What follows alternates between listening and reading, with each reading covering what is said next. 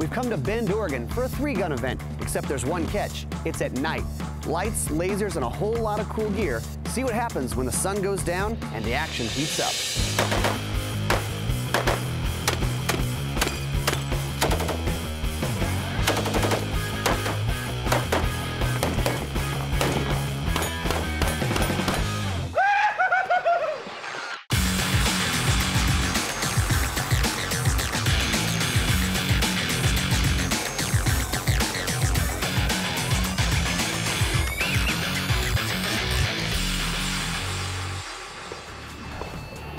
Running and gunning in the dark, in the desert, with machine guns and suppressors. Sure, that makes sense.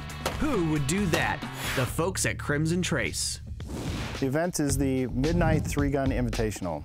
It's the world's first and only 3-gun event happening completely at night.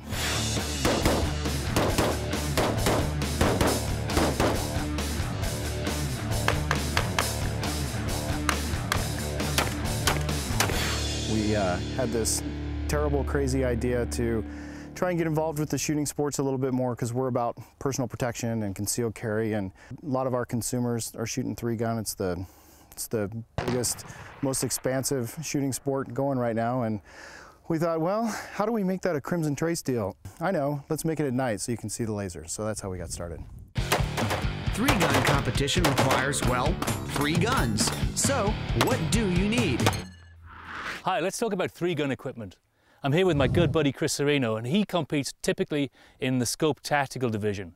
That's the most popular 3-gun division, and it's also the easiest to get into. Chris, why don't you show us what guns you have? Well, it's pretty simple. I've got my shotgun, my pistol, and my AR. We'll start off with the AR. I've got a laser and a foregrip on here, but otherwise this is a great AR for a TAC optics setting. It's a standard AR platform. It's got a fixed stock. It's got a 1-to-5 power optic on it. It's got a set of iron sights for close-in work. And the biggest thing that I would really do if I had an AR, it would be put a comp on it, because man, that thing really shoots so much better with a comp on it. Really, really flat, and it's a really quick shot recovery. Also, you've got a free flow tube here. Why do you run that? Well, I like the free flow tube because it helps me with the accuracy, because even in 3-gun, we still shoot out to 450, 500 yards. Yep. So I've got a free floated barrel, I've got a heavier barrel. I can modify it to put rails on it where I want. And you can see that I modified it for this competition to put this vert grip on there, and it's working out great for me. So your shotgun, Benelli? Yep, it's a Benelli. It's an M1 Super 90. I think it's one of the first ones, first production years. It's fantastic. I found it on the internet. It's an expensive shotgun that I was able to get a great deal on. Yep. I added a magazine extension tube to it, so now this baby holds 9 + 1. I Velcroed an extra couple of shells onto it. I mean, it doesn't have to be fancy. It has to be functional. Yep, just has to work. Yep, and it's a great gun. I got a little extended charging handle on it, and this thing shoots great. It works great. Nice. So for a handgun, you've got a pretty bog standard M&P. Everybody loves the plastic guns these days. I'll tell you what, striker-fired guns, if you're not shooting a striker-fired gun, you're probably really, really good, because these guns are really easy to shoot. You're a gunsmith. Yes. I'll tell you what, the only thing I've got modified on here, of course, for the night match this week, I've got the Crimson Trace rear laser. I've got the Crimson Trace light guard light.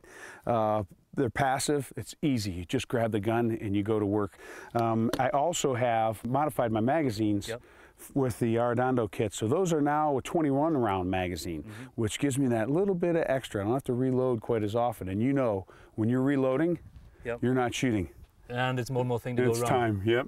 Okay, cool. Well, thanks, Chris. Total value for you to get into the 3-gun, what's the whole thing like this going to cost you? You can put a lot of money into these guns, but you could do it for, $2,500, get started, and you could be out there shooting, and of course, you're never going to be satisfied, so you're going to spend money if you want to. Yeah, it's like potato chips. Yep, it is.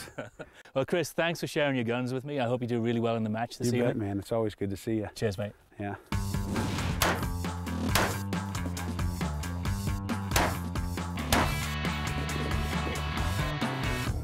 With a little help from our friends, we're getting there.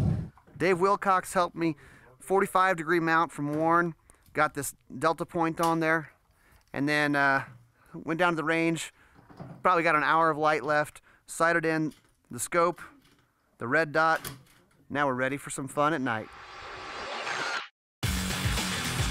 Coming up, we talk to some shooters to see what accessories they're using for the night competition. And Jerry Michlik gives us a daytime run through one of the more difficult shooting stages.